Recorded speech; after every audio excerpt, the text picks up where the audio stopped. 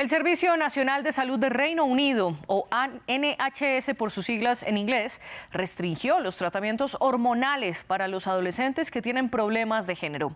Concretamente, la medida la tomó para limitar los llamados bloqueadores de pubertad, que retrasan los cambios en el cuerpo característicos de hombres y de mujeres. El sistema británico le pidió a la pediatra Hilary Cass un estudio independiente y ahora se conoció el resultado 4 años después. Este informe afirma que los bloqueadores no son la mejor medida para manejar los problemas de género y que la evidencia científica de sus beneficios se sustenta en bases inestables. Es el quinto país europeo que restringe estos tratamientos. Antes ya lo hicieron Finlandia, Suecia, Noruega y Dinamarca. Del otro lado, grupos a favor de los derechos de las personas transgénero critican que estas decisiones violan los derechos de las personas y empeoran también los problemas del sistema de salud. ¿Se deben limitar entonces los bloqueadores de pubertad para los adolescentes? ¿O por el contrario, es un tratamiento que se debe garantizar en los sistemas de salud pública? Es lo que discutimos en el debate de France 24 de hoy. Para eso nos acompaña Laura Cuadrado Clemente. Ella es médica especialista en endocrinología y nutrición. Hace parte del grupo de trabajo de gónadas, identidad y diferenciación sexual de la Sociedad Española de Endocrinología y Nutrición. Y más adelante nos acompañará también Victoria Argotti, contacto para Colombia de Women's Declaration International. Primero que todo, gracias a nuestras invitadas y gracias a nuestra audiencia por hacer parte de este programa. Los invito a que dejen sus comentarios sobre qué piensan de los bloqueadores con el hashtag #ElDebateF24. Y pueden escuchar este y todos nuestros programas en Apple Podcasts, Spotify, Deezer y TuneIn. Laura Cuadrado, comienzo con usted. Bienvenida. Comencemos por explicarle a nuestra audiencia qué son los bloqueadores de pubertad. Hola, buenas noches, gracias por la invitación. Contestando a la pregunta, los bloqueadores de la pubertad son fármacos que actúan deteniendo el eje hormonal sexual y de esa manera pausan la pubertad. Son fármacos que cabe destacar que son reversibles, es decir, que una vez se detiene su administración, todos los efectos que habían pausado, que habían detenido, pueden reanudarse. Se puede reanudar la pubertad una vez que estos fármacos se detienen. Usted dice entonces que estos efectos son reversibles. ¿Hay una determinación científica o hay una base científica que lo pruebe así o el informe Cass dice lo contrario? Bueno, el informe Cass es consistente. Efectivamente, ellos también conocen que estos efectos son reversibles, pero principalmente lo que les preocupó lo que fue el motor, el móvil para llevar a cabo este informe fue el hecho de que, como bien habéis mencionado, países del norte de Europa restringieron mucho la administración de estos fármacos en menores trans. El primer país que llevó a cabo esta restricción fue Finlandia y principalmente lo que más le preocupó, aparte de la demanda creciente que hubo por parte de menores y adolescentes trans en este sentido, fue también el hecho de que no hubiera suficiente evidencia científica que apoyara la seguridad de estos fármacos. Entonces, en el año 2020, el mismo año en el que Finlandia, digamos, restringe la administración de estos fármacos a menores trans, ese mismo año es cuando a la doctora Hilary Cass le encargan elaborar este informe. Este informe es consciente perfectamente de que estos efectos son reversibles, pero fundamentalmente a lo que apunta es que esta demanda creciente que también se estaba dando en otros países, que también se ha dado, por ejemplo, en España, ha sido una cosa general a nivel de Europa, esta demanda tan creciente dio lugar a unas listas de espera que saturaron el único centro que se dedicaba a atender a infancias y menores trans en el país. Esa saturación dio lugar a una gran presión asistencial y todo ello dio lugar a una medicalización irreflexiva. ¿Qué significa esto? Que había muchos menores que carecían de una evaluación psicológica pertinente a los que directamente se le medicalizaba, directamente se administraba tratamiento con bloqueadores. Y todo esto sin tampoco analizar cuáles eran los efectos, cuáles eran los resultados de todas estas actuaciones médicas. Entonces, eso sumado a la falta de evidencia científica fue lo que movió llevar a cabo este informe. Finalmente, el informe de la doctora Gass lo que concluye es una crítica a los estándares de atención sanitaria que se estaban llevando a cabo en ese momento en Estados Unidos, en el Reino Unido. Y más adelante precisamente vamos a discutir esa situación, esa larga lista de espera que usted está hablando y la medicalización que provocó. Pero antes quiero darle la bienvenida a Victoria Argotti. Gracias por acompañarnos en el debate de France 24. Victoria, ¿cuál es su postura sobre los bloqueadores de pubertad? Gracias, buenas tardes, gracias por invitarme. La verdad, como feminista y como paciente crónica, considero que los bloqueadores de pubertad son, en la inmensa mayoría de los casos, medicalización innecesaria, experimental y altamente nociva, no solo para los menores de edad, pero principalmente para los menores de edad, en todo el mundo. ¿Y por qué lo considera así? Lo que revela el informe CAS, y no solo el informe CAS, sino también la revelación de los documentos internos de la WPATH recientemente, es que el modelo de atención afirmativa de género conduce y más o menos impulsa a menores que no están conformes con estereotipos de género a una medicalización innecesaria que tiene consecuencias muy graves y, contrario a lo que estaba afirmando la doctora Laura, no son irreversibles. La pubertad no es una enfermedad y no es un mecanismo como una máquina que se pueda detener y luego volver a poner en marcha sin que eso tenga graves consecuencias a nivel orgánico en todos los sistemas del cuerpo. Ya le voy a dar la palabra a Laura para que conteste sobre si son reversibles o no, pero antes, Victoria, quiero hacerle una contrapregunta, porque ya escuchábamos a la doctora Laura afirmando que la medicalización fue un efecto precisamente de la larga lista de espera de una atención no oportuna. Usted, por el contrario, sostiene que la medicalización ha sido la constante. ¿Eso entonces o no una respuesta a la larga lista de espera para estos tratamientos? No, primero tenemos que referirnos a lo que es el género y cómo se toma por sentado que existe algo llamado identidad de género. Y el género es simplemente el conjunto de comportamientos estereotipados, sexistas y violentos que se espera de las personas según su sexo y se impone desde el momento del nacimiento. El problema central del modelo afirmativo de la atención en medicina para quienes se identifican como trans es que no se cuestiona ese conjunto de estereotipos con los cuales tienen conflictos psicológicos graves niños y niñas, porque los niños y niñas actualmente están creciendo en una sociedad altamente estereotipada con estereotipos sexistas, violentos con los que se les bombardea desde la infancia y que parecen obligatorios. Entonces, lo que nosotras, las feministas, y estamos hablando también desde los derechos de las mujeres basados en el sexo, es que se cuestionen estos comportamientos que conducen a desarrollar problemas psicológicos y rechazo al propio cuerpo.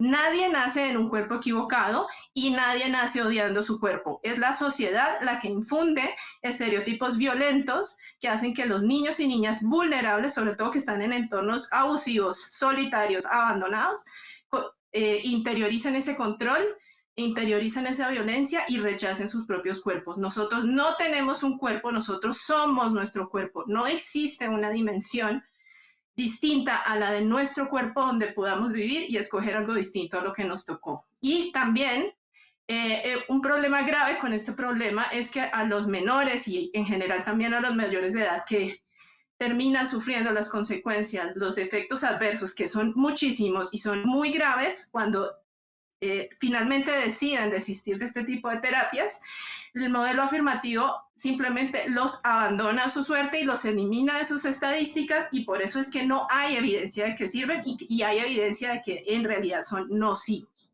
Bueno, usted plantea entonces diferentes factores. Primero, afirma que ninguna persona nace odiando o rechazando su cuerpo y que lo termina haciendo por la presión social. Después dice que las personas que quieren revertir esos cambios de género no son tratadas por el sistema y que el modelo afirmativo los excluye. Y también había dicho que no son reversibles los cambios y los retrasos en la pubertad que generan estos bloqueadores. Laura, ¿qué contesta usted ante estos 3 puntos? Bueno, en primer lugar, comentar que el hecho de pautar bloqueadores se hace de una forma muy reflexiva, solamente ante determinados casos e individualizando completamente. Es decir, el tratamiento con bloqueadores, me reafirmo en lo que dije, es reversible, pero a pesar de ello no se administra en todos los casos. El tratamiento con bloqueadores únicamente se va a pautar en aquellos casos en el que el menor trans sienta disforia. La disforia es un sentimiento de malestar relevante, importante, que resulta de la incongruencia que siente esa persona entre el género sentido y el sexo asignado al nacer. O sea que aquí quiero recalcar, no todas las personas trans sufren este malestar, no todas las personas trans sufren disforia, con lo cual de aquí inferimos que la mayoría de las personas trans no van a precisar la vía de la medicalización. Sí que es cierto que en aquellos casos en los que existe disforia, muchas veces esta disforia aparece en relación con los cambios que se dan en el cuerpo durante la pubertad. Por eso es en la etapa puberal, en la etapa adolescente, cuando estos menores consultan en nuestras clínicas, en nuestros hospitales. ¿Vale? Entonces, estos tratamientos solo se van a dar en aquellos casos en los que exista disforia, en aquellos casos en los que haya un cierto desarrollo puberal y en aquellos casos en los que exista una cierta madurez del menor. Es decir, estos menores deben tener suficientes conocimientos acerca del tratamiento que se va a pautar y acerca del alcance que éste puede tener, así como de sus efectos adversos.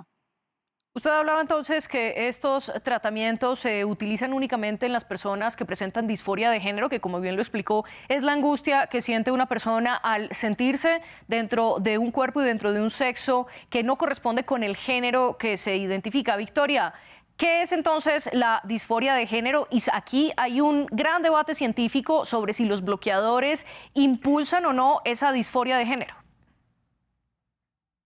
Bueno, mira, yo quiero aclarar también que como se ha visto alrededor de la clínica Tavistock en Reino Unido, la generalidad no es la individualización ni la minuciosidad para formular este tipo de bloqueadores hormonales, que realmente lo que está saliendo a la luz es que la generalidad era en citas de 15, 20, 30 minutos, afirmar todo lo que el paciente menor de edad les decía y proporcionar hormonas. Y para esto tenemos el caso de Keira Bell, que fue una menor tratada en la clínica Tavistock, que fue mutilada de sus senos, se le retiró también su útero y sus ovarios y ahora es paciente crónica.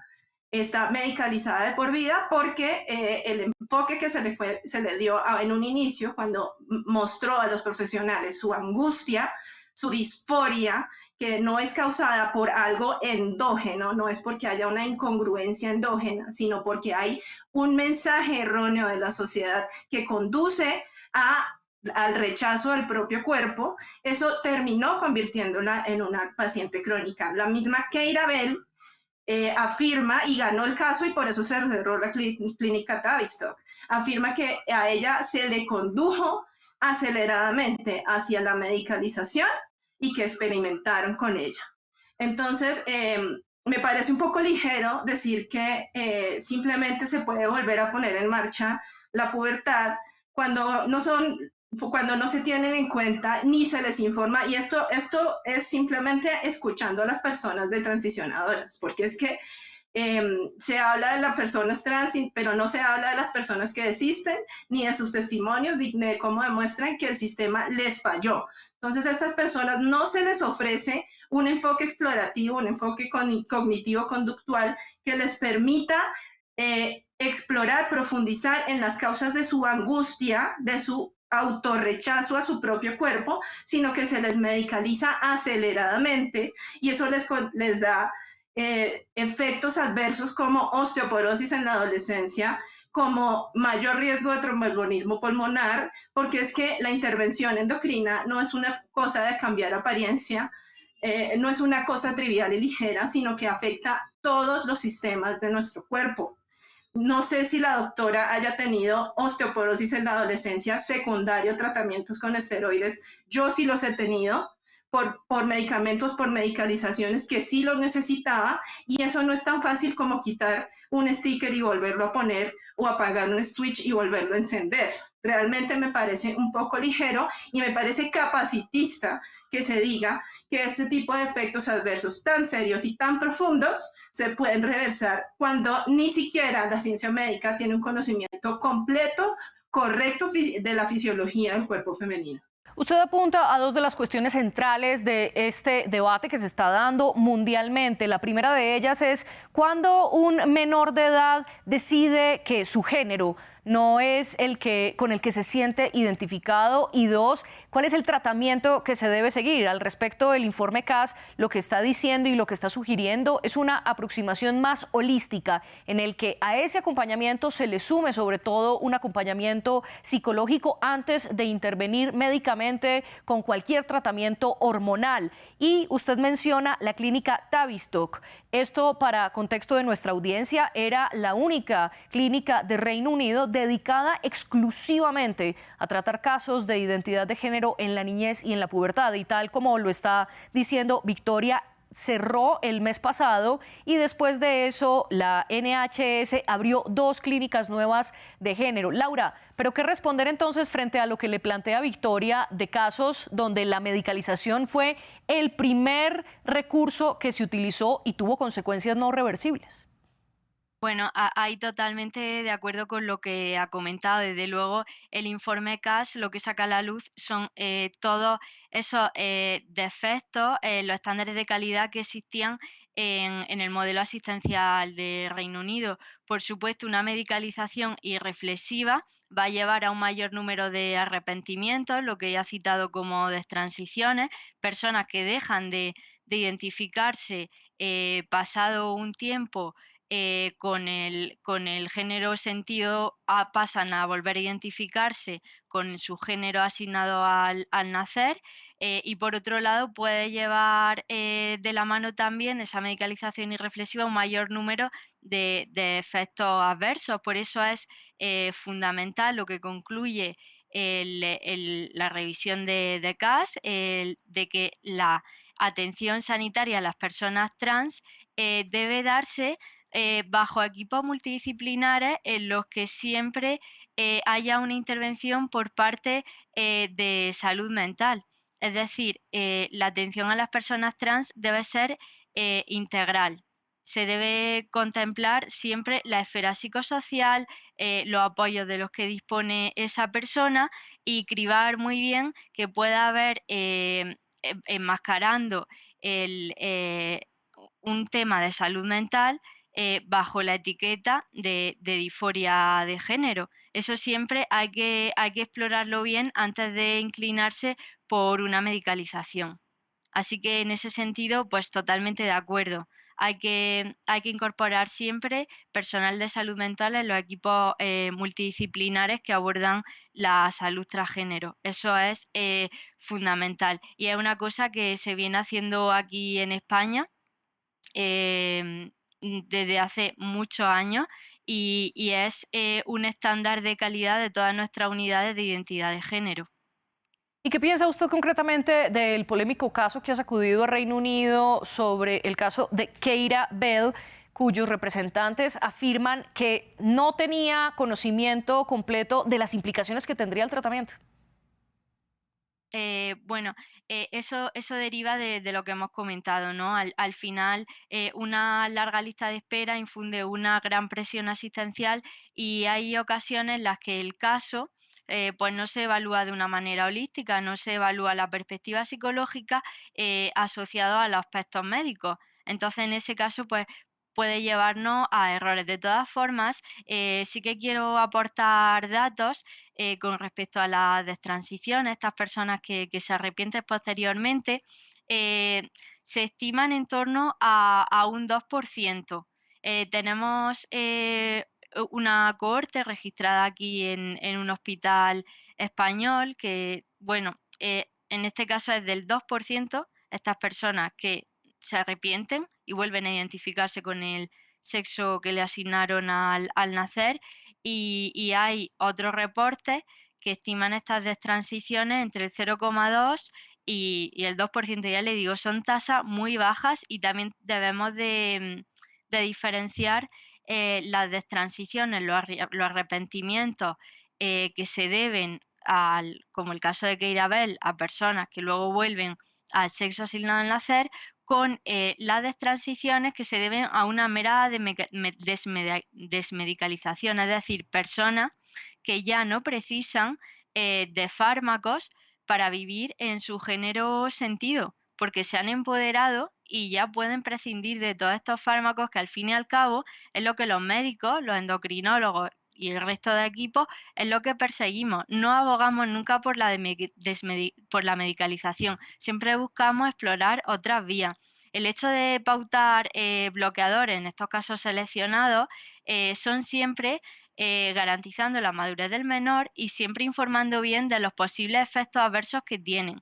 Con respecto a los efectos adversos de los bloqueadores, decir que son muy infrecuentes, y lo que se ha mencionado, lo relativo a la salud del hueso, si se pauta este fármaco durante un tiempo reducido y siempre bajo la supervisión médica, no tiene por qué producirse ningún efecto sobre la salud del hueso. Estos efectos que se producen adversos son muy, muy infrecuentes, y sobre todo siempre se informa a la persona, al menor y a su familia, de qué efectos pueden suceder, por muy infrecuentes que sean, para que se tome una decisión consensuada y siempre en pos del bienestar del menor.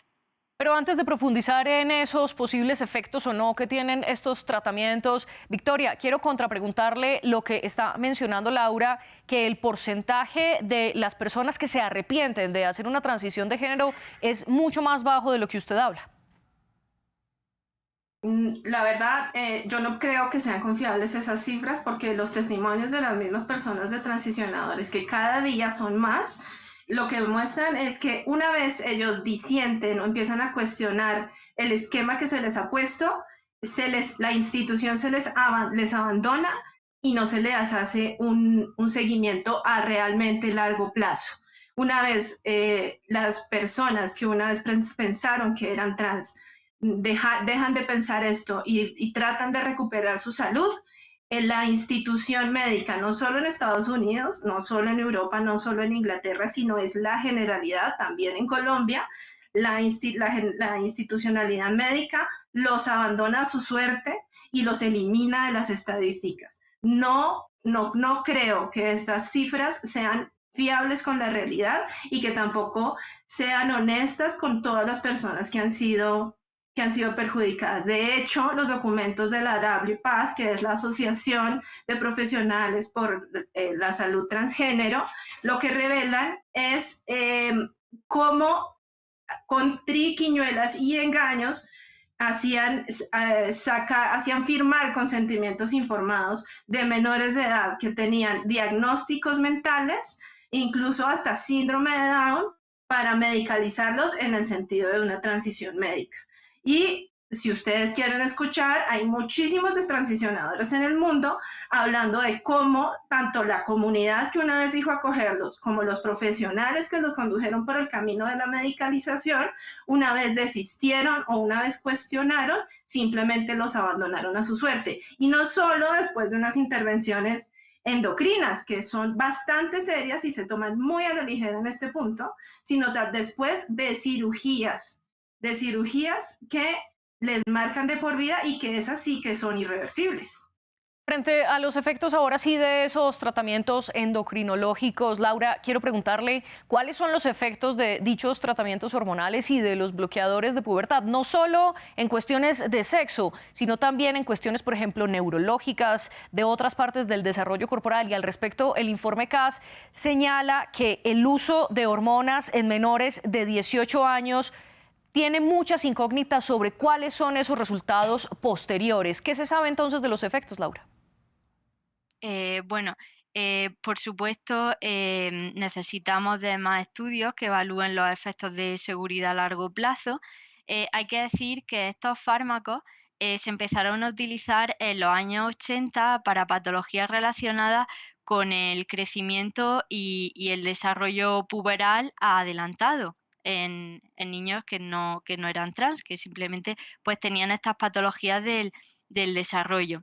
En personas transgénero se empezaron a utilizar en una clínica de Ámsterdam hasta hacia el año 90, y desde entonces, bueno, pues se han hecho diversos estudios, pero sí que es cierto que la calidad metodológica que tienen estos estudios, pues no es la que nos gustaría.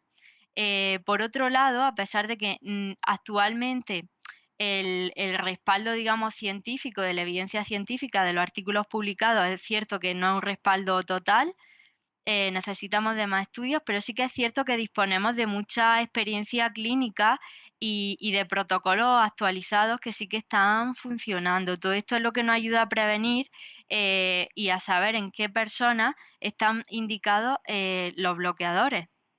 Al respecto de esto, hay dos estudios que han marcado la pauta en esta discusión. El pionero de ellos fue en Dinamarca en 2011, donde estudiaron a un grupo de 70 adolescentes y dijeron, o el informe dijo, que los bloqueadores de la pubertad mejoraban el funcionamiento psicológico de quienes querían hacer esa transición de género. Sin embargo, en 2021, la clínica Tavistock de Reino Unido dijo lo contrario, que no había cambios evidentes en las funciones psicológicas después de estos tratamientos. Victoria, ¿cuáles son entonces las consecuencias en materia psicológica?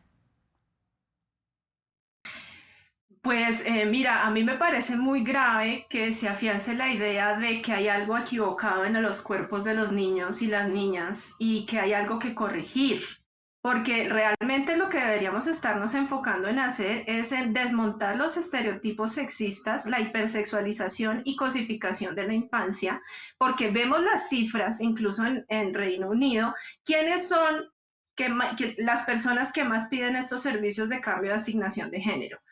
Niñas, mujeres adolescentes y varones mayores de 40 años. ¿Por qué las niñas necesitan huir de su cuerpo sexuado una vez toma sus caracteres secundarios femeninos? Porque la sociedad nos impone una hipersexualización, una cosificación tal que las niñas sienten que deben huir de su cuerpo, de su experiencia sexuada y parecer otra cosa para poder habitar, transitar el mundo libres de violencias, libres de acoso, libres de violaciones y además en esta falta de acompañamiento psicológico se dejan de detectar abusos sexuales en la infancia que conducen obviamente a un rechazo del propio cuerpo por el evento traumático. Entonces, lo que debemos estar desmontando es el concepto mismo de género y de identidad de género, que son simplemente estereotipos sexistas que nos impone la sociedad y a los que podemos o no adherirnos. Tenemos que enseñarle a los niños y las niñas que no son cosas, que no son hipersexuales, que está bien para una niña no ser femenina y que está bien para un niño no ser varonil y masculino y que cada persona tiene derecho a tener la personalidad que quiera y que esto no implica que sea de un sexo distinto al que nació, porque esto pone en riesgo no solo su salud mental, sino su salud física, que va a persistir en enfermedad, que va a persistir en una afectación, aun si su salud mental se recupera de todos estos violentos estereotipos sexistas que se nos imponen. Usted, en efecto, señala algo que dice el informe CAS. Uno, que cada vez aumentan más las personas que tienen una identidad trans o de género diverso. Y dos, que cada vez aumenta más, y ahora es el caso preponderante, de las niñas que quieren cambiar de género porque se sienten niños. Antes era al contrario, eran los niños los que se querían cambiar de género, y el reporte CAS afirma que esto se ha invertido. Sin embargo, este reporte dice algo distinto de lo que usted plantea, Victoria, porque usted afirma que esto se debe únicamente a factores sociales, a la presión social y a la hipersexualización. El informe añade también factores biológicos y psicológicos y dice que es una mezcla de los tres, por lo que aumentan estas transiciones. Y además, un dato, solo en Inglaterra en 2023, 5.800 niños y niñas estaban a la espera de tener un servicio de género, en comparación de cerca de 26.000 adultos. Laura, ¿existe entonces una hipersexualización que está impulsando sobre todo a las niñas a querer cambiar de género, como lo plantea Victoria? Bueno, yo sí que estoy totalmente de acuerdo con Victoria. Cuando ha definido el género, efectivamente, el género está fuertemente condicionado por aspectos socioculturales. Sí que es cierto que la construcción del género a nivel individual se da a lo largo de la vida, puesto que, como bien dices, pues existe una interrelación entre aspectos psicosociales, es decir, la construcción del género, digamos que es algo, un fenómeno constante, y cada persona puede tener una construcción del género más o menos sólida en una etapa diferente de la vida. Por eso, también consideramos que los bloqueadores, ya hemos explicado, en aquellas personas trans con disforia seleccionadas bajo el amparo de un equipo multidisciplinar en que participe profesionales de salud mental, el uso de bloqueadores puede tener ventaja en el sentido de que permite que el adolescente explore su identidad de género sin tener que sufrir el malestar de los cambios derivados de la pubertad. Y en este sentido, doctora Laura, ¿los bloqueadores de pubertad se ha probado que aumentan o que no inciden, por ejemplo, en los suicidios? Bueno, al respecto sé que hay algún artículo que ha relacionado el hecho de la administración de bloqueadores de la pubertad con un aumento del riesgo de suicidio, que claro, como era un reporte de un efecto negativo, pues fue un artículo sonado. Pero sí que es cierto que habría que revisar si este artículo no incluye factores de confusión. Los factores de confusión son otras variables que pueden afectar en el desenlace, en este caso, afectar en el número de suicidios, cuyo efecto, como no se ha contemplado en el estudio, pues se acaba achacando a los bloqueadores. Entonces, estos artículos deben ser leídos con mucha cautela para evaluar precisamente si no hay otros factores confusionales que están influyendo antes de achacar ese aumento de riesgo de suicidio a los bloqueadores. Por otro lado, Sí. sí que es cierto que hay un gran número de estudios, ¿vale?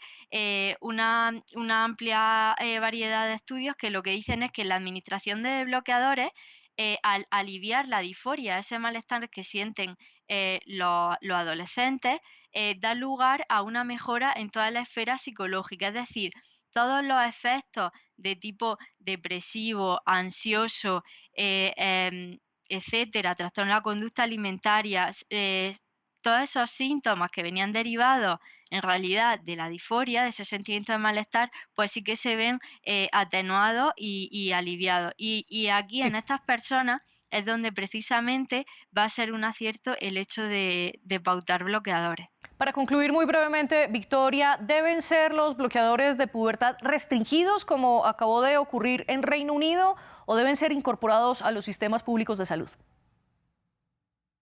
Solo una pequeña aclaración. Hay otros informes que dicen que el modelo de esperar y ver en estos casos de disforia de género sin medicalizar, finalmente en más del 90% de los casos termina en que los niños y niñas se terminan siendo hombres y mujeres que no rechazan su sexo, sino que simplemente terminan siendo homosexuales. Segundo, muy brevemente la conclusión, Victoria, por favor, que nos estamos quedando sin tiempo. La conclusión es que deberían ser prohibidos para los menores de edad en todo el mundo. Muchas gracias. Y muy brevemente su conclusión, Laura. Yo creo que los bloqueadores de pubertad en casos seleccionados y siempre que se pauten bajo el amparo de un equipo multidisciplinar que incluye profesionales de la salud mental, creo que los bloqueadores de la pubertad son un recurso más que pueden obtener los menores, los adolescentes, a la hora de explorar su identidad de género. Laura Cuadrado y Victoria Argotti, les agradezco por compartir este espacio aquí en el debate para presentar los diferentes argumentos y también gracias a nuestra audiencia por elegir France 24. La producción de este programa estuvo a cargo de Laura Garzón y la de los invitados con Tania Herrera, a quien le damos la bienvenida después de su breve periodo de vacaciones. Ustedes sigan con nosotros.